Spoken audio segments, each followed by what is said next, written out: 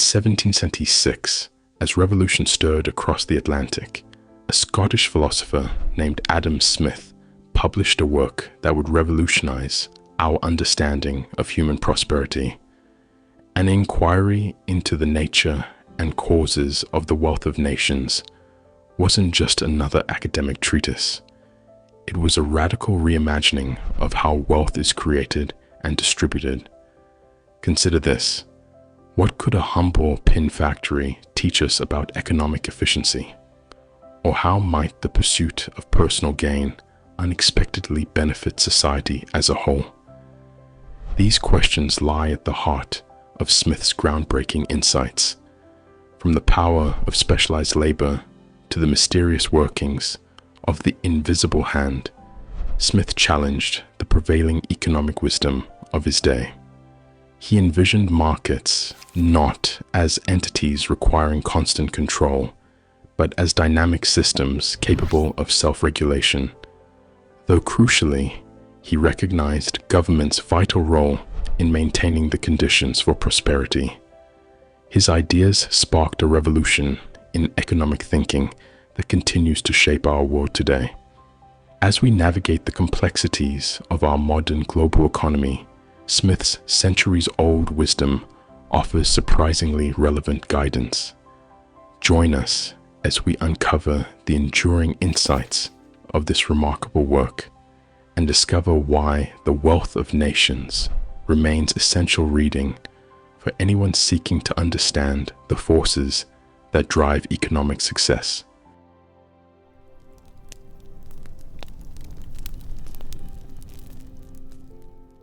At the heart of Smith's groundbreaking analysis lies an observation so fundamental it would transform our understanding of economic growth: the division of labor. To illustrate this revolutionary concept, Smith turns to an unlikely source: a humble pin factory. Imagine, if you will, a single craftsman attempting to create a pin from start to finish, drawing the wire, cutting it to length, sharpening one end, forming the head. Working alone, such an artisan might struggle to produce even a handful of pins in a day. But now, picture a different scenario: a workshop, where each step is assigned to a different worker. One draws the wire, another straightens it, a third cuts it to length, while others specialize in pointing, grinding, and attaching the heads. Through this simple reorganization of labor, Smith observed, productivity could skyrocket from mere dozens to tens of thousands of pins per day, as many as 48,000 by some estimates. Yet Smith's genius didn't stop at merely observing this phenomenon. He recognized that the potential for such specialization was intrinsically linked to what he called the extent of the market. In bustling cities where demand was high, workers could afford to specialize in increasingly narrow tasks.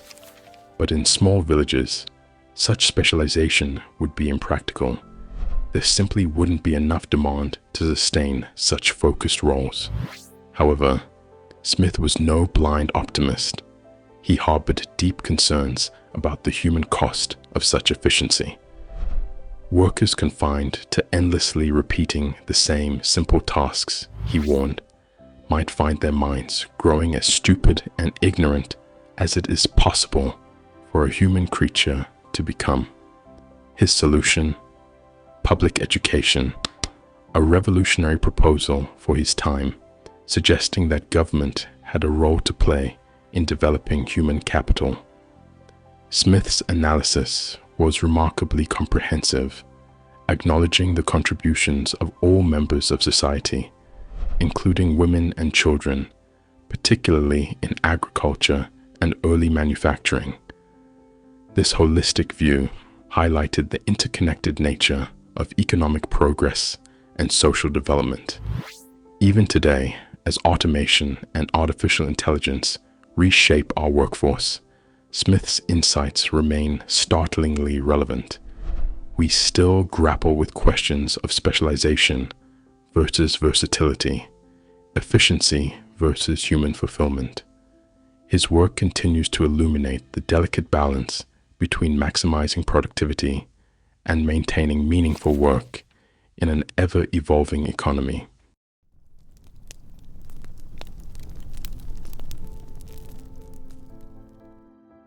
Perhaps no concept from Smith's work has captured the public imagination quite like the invisible hand, yet it's also among his most misunderstood ideas. Surprisingly, this famous phrase appears just once in The Wealth of Nations, specifically addressing why merchants tend to prefer domestic over foreign investments. This single reference has sparked centuries of debate about markets and morality. But what exactly is this invisible hand?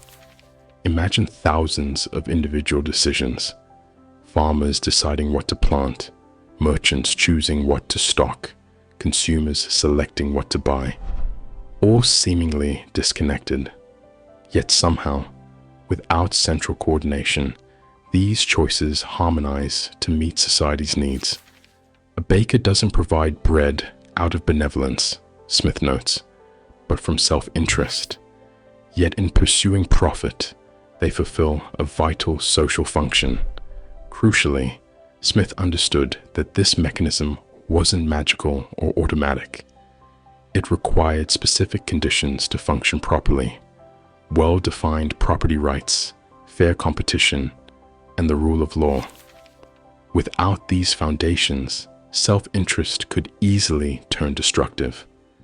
Smith was particularly wary of monopolies and business collusion, understanding how they could distort markets and harm the public good.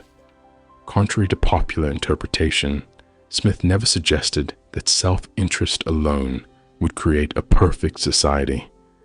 His earlier work, The Theory of Moral Sentiments, extensively explored how empathy and ethical considerations guide human behavior.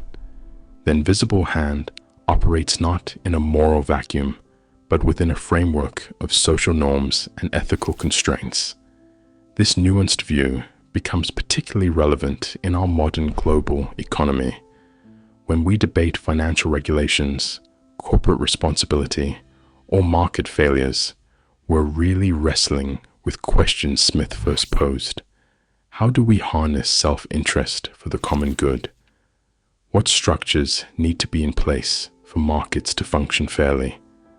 Smith's insight was revolutionary, not in claiming that markets are perfect, but in showing how individual actions, properly channeled, can serve the broader community. The invisible hand isn't a justification for unchecked greed, but rather a sophisticated observation about how social institutions can align private interests with public benefits. In today's complex economic landscape, understanding this subtlety is more crucial than ever.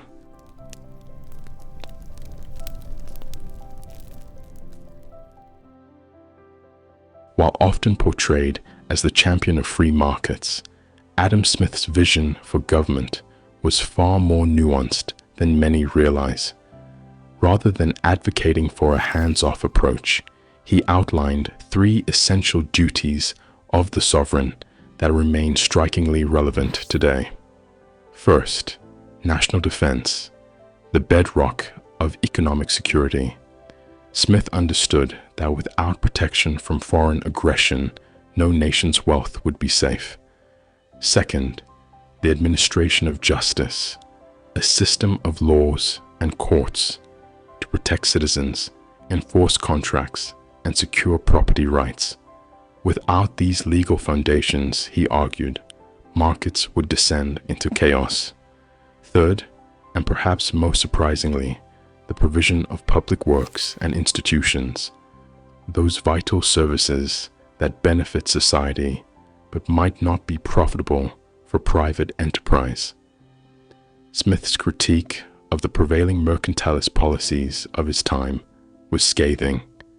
He condemned the web of regulations, tariffs, and state-sanctioned monopolies designed to hoard national wealth.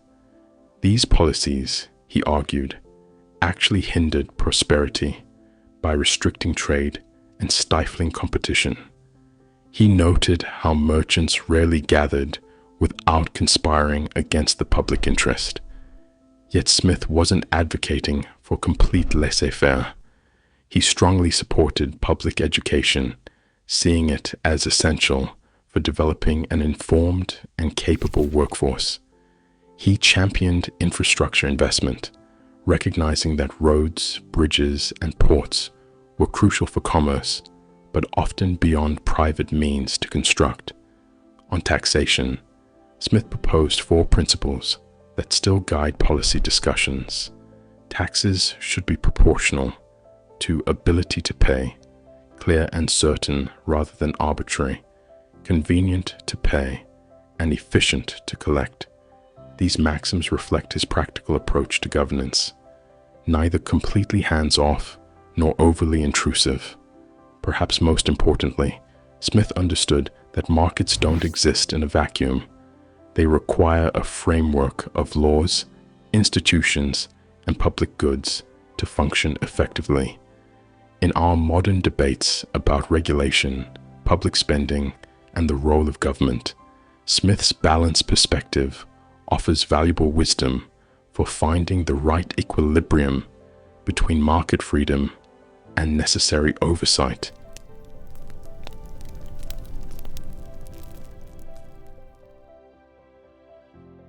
How do we determine what something is truly worth? Adam Smith tackled this fundamental question by introducing a fascinating distinction between value in use and value in exchange. Consider water, essential for life, yet often cheap, versus diamonds, beautiful but non-essential and incredibly expensive. This diamond-water paradox illuminates the complex relationship between utility, scarcity, and market value. Smith proposed that the true measure of value lies in labor, the toil and trouble required to obtain something. This labor theory of value would influence economic thinking for generations, though it wasn't without its limitations. He recognized that while labor was fundamental, other factors like capital and land also played crucial roles in determining worth. Perhaps most significantly, Smith emphasized the vital role of capital accumulation in driving economic growth. He drew a crucial distinction between what he called productive and unproductive labor. Productive labor, like manufacturing or farming, creates tangible goods and contributes to future wealth. Unproductive labor, while valuable, doesn't directly generate capital. Think of domestic servants or entertainers. This wasn't a moral judgment, but rather an observation about how different types of work contribute to economic expansion. Agriculture held a special place in Smith's analysis. He saw it as the foundation of national wealth, providing not just food, but the raw materials and surplus capital needed for other industries to develop. Improvements in agricultural productivity, he argued, could free up labor for manufacturing and services, creating a virtuous cycle of economic development. Smith understood that savings and investment were crucial drivers of progress. When individuals save and invest wisely, they contribute to the nation's productive capacity, enabling technological advancement and industrial growth. This process of capital accumulation, he argued, was essential for sustained economic development. These insights remain remarkably relevant today. As we grapple with questions of value in our digital economy, debate the role of different sectors in economic growth, and consider the balance between consumption and investment, Smith's careful analysis continues to offer valuable guidance. While some aspects of his theories have been challenged or refined, his fundamental insights into how economies grow and create wealth remained foundational to modern economic thought.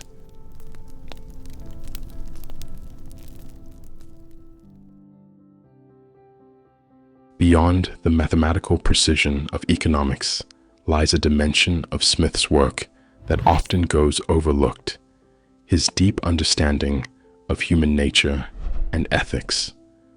While acknowledging self-interest as a powerful motivator, Smith recognized that humans are capable of profound empathy and moral judgment. This nuanced view of human behavior shapes his entire economic philosophy. Despite his advocacy for free markets, Smith harbored no illusions about business practices. His famous observation that people of the same trade seldom meet together, even for merriment and diversion, but the conversation ends in a conspiracy against the public, reveals a keen awareness of how unchecked self-interest can harm society. He particularly condemned monopolistic practices and market manipulation that prioritize profit over public good. Crucially, Smith understood that markets don't operate in a moral vacuum. Trust, fairness, and ethical conduct aren't just nice additions, they're essential ingredients for economic success. Short-term gains achieved through dishonesty, he argued, ultimately undermine the very foundations of commerce by eroding the trust necessary for markets to function effectively. Smith's support for public education and infrastructure wasn't merely economic calculation. It reflected his understanding that prosperity and social well-being are inseparable. By investing in human capital and public goods, societies create the conditions for both economic growth and human flourishing. This holistic approach emphasizes that economic policies can't be divorced from their social implications. In a radical departure from his contemporaries, Smith placed consumption, not production, at the heart of economic purpose. The ultimate goal of economic activity, he argued, was to satisfy human needs and desires. This consumer-centric view challenged the prevailing mercantilist obsession with accumulating national wealth for its own sake. These insights remain profoundly relevant today as we grapple with questions of corporate responsibility, sustainable development, and ethical business practices. Smith's vision suggests that pursuing profit and adhering to ethical principles aren't mutually exclusive. In fact, they're mutually reinforcing. His work continues to offer valuable guidance for building economic systems that promote both prosperity and justice.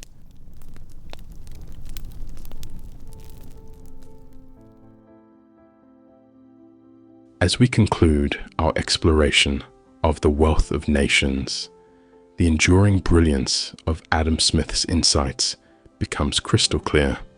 Far from being a simple advocate for free markets, Smith offered a sophisticated analysis of economic life that remains remarkably relevant today. From his examination of specialized labor to his nuanced understanding of the invisible hand and the crucial role of government, his work provides a blueprint for balancing efficiency with human welfare. Smith's wisdom lies in recognizing that economic prosperity isn't just about maximizing profits. It's about creating systems that benefit society as a whole. His advocacy for public education, concern for workers' well-being, and emphasis on ethical behavior in business remind us that true economic success must be measured in human terms. If you found these insights valuable, don't keep them to yourself. Like this video, subscribe for more deep dives into the ideas that shaped our world, and share your thoughts in the comments below. Understanding our economic past is crucial for navigating our future. Thank you for joining us on this journey through one of history's most influential works.